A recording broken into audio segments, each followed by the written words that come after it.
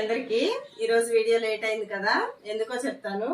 Machine room అంతా కొద్దిగా చిరాకుగా ఉంది, మంచిగా అనిపించట్లేదు. అందుకే ఈరోజు మిషన్ రూమ్ అంతా క్లీన్ చేసుకొని పెట్టుకున్నాము.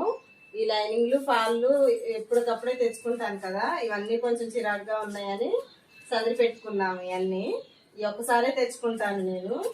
అలాగే ఇంకా అర్జెంట్ ఇవన్నీ కుట్టించే ఉన్నాయి, చూసారు కదా ఎన్ని ఉన్నాయో. ఇవన్నీ కుట్టియాలి, అందుకే మధ్యలో ఇంట్లో పని చేసుకోలేదు కాదని వంటగదిలో ఇవన్నీ పని చేసుకున్నాము.